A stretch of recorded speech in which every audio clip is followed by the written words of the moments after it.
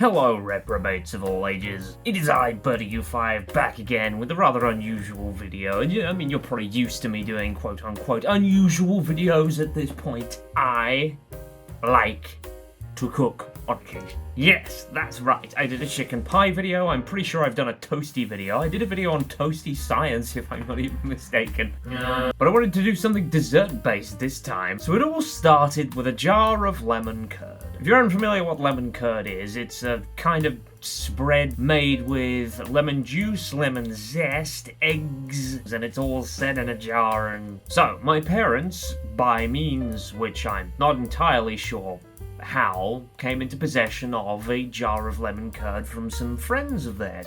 I don't really understand how you can just kind of go, "We made lemon curd. Here you are." Apparently it happened because we have the lemon curd. So I figured, what can we do with this lemon curd? Because I haven't done any baking in a while. And then I found it. I found a recipe for mini lemon meringue pies, like little micro pies, like about the size of a... How big is that? So what it is, it's a pastry base with lemon curd in the middle with a little boop of meringue on top. Well, here, if it's simple enough, why don't you make it yourself? You can follow my recipe. It is the step-by-step instructions of how I made this recipe. I mean every step. You're going to see the entire part of my creative process here. Okay, so your ingredients, you are going to need some form of pastry. Obviously the lemon curd, which is number 2, kind of the most important bit, because it's the lemon meringue pie. And then you're gonna need the meringue part, which is either, I guess you could get some pre-made meringue. Either that, or you can make a simple meringue mix using 2 egg whites and 125 grams of caster sugar. Okay, now you have all your ingredients. The first thing you have to do is decide you want to make lemon meringue pies. This is going to be a journey. If you are not sure you want to... What the hell?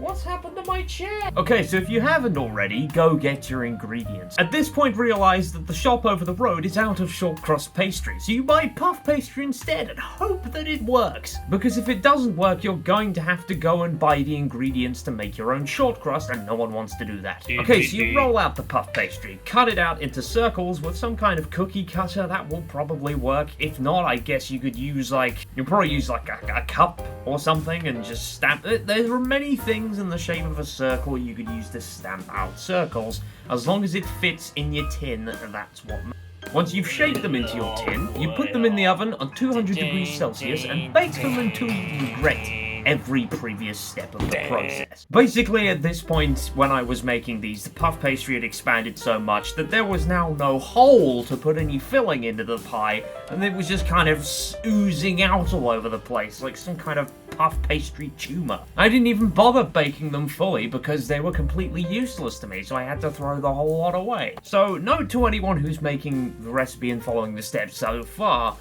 don't substitute short crust for puff unless you know what you're doing. You can make tarts with puff pastry. However, what you need is a tool called baking beans, which are little ceramic beans that you can put in a bag and weigh down the puff so that when you bake it, it doesn't puff up and expand. And, it will still cook the pastry, so it should still be light and flaky, but it won't just expand and ruin the whole chance of actually making a tart in the first place. Okay, so yes, this is at the point where you realize you fucked up. You go to the shop and you buy the ingredients for the short crust, and now you have to make the short crust. So to make short crust pastry, for this recipe at least, you will need 110 grams of sifted plain flour and 25 grams of cubed unsalted butter. You also need some cold water, as cold as you can get it. Maybe just put some ice cubes in water and then pour the water in slowly with the Pepsi in a later part of the process. To make the short crust, you're going to need to combine butter and flour together using a little kind of Italian pinchy method of just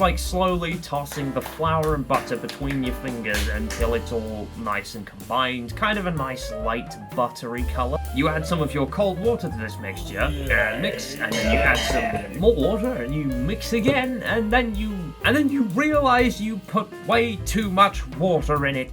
Yeah, I fucking cannot believe, second time I messed up again by adding too much water. It was soggy as hell. I couldn't work with that. So realize you fucked up a second time. Clean everything. Reweigh all your ingredients and start from scratch. We're making short crust pastry for the second time. We're trying to make lemon meringue pies for the third time. You combine the flour and butter, add the water and mix. Make sure you don't add too much water. Add a little, combine, add a little more, and just keep going until it all starts to form a bit of a dough. Something that's rollable will come off the sides of the bowl but won't be physically sticky when you touch it. At this point, you be thankful that it's not fucked up. God knows how many times you've done this now. Put the pastry into a bowl and rest it in the fridge for 30 minutes with some clay film over the top. So now you need to roll it out again, cut it into circles. This time we're going to brush with a little bit of melted unsalted butter because we have that now, so you might as well use it to kind of just give the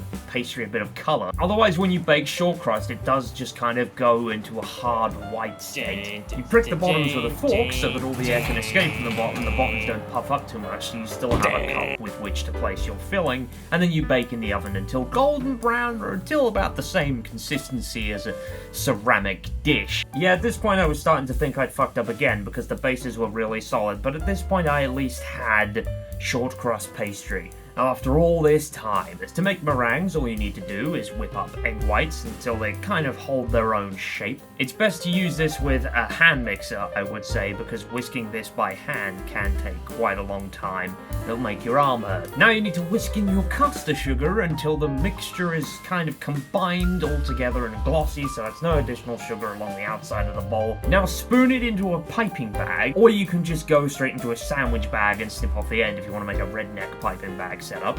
You can now spoon your lemon curd into the pie cases. Doesn't matter if they're still hot. You get your meringue mixture and you squidge a little blob of meringue on top. Now you can turn on your grill, stick the meringue pies under the grill, and just kind of let the meringues kind of...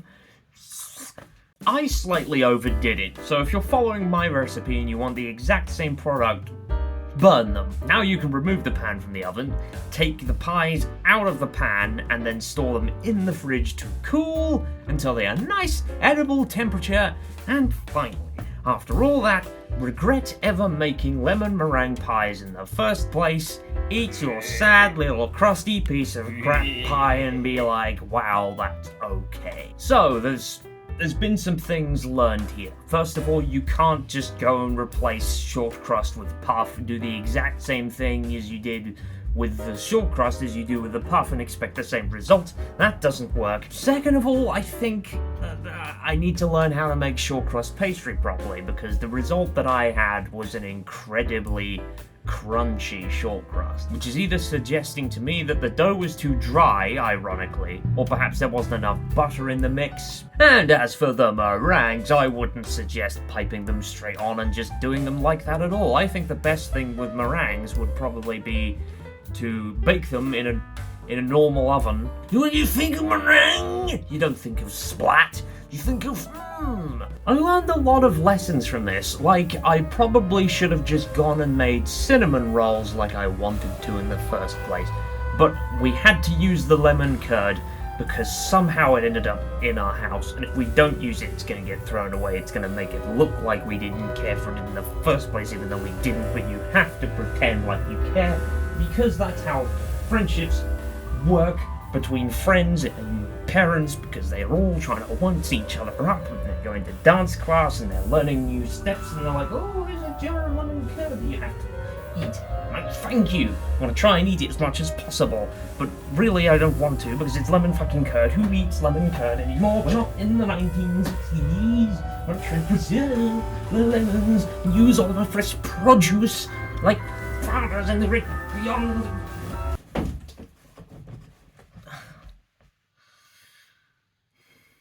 I'm not making lemon meringue pie again.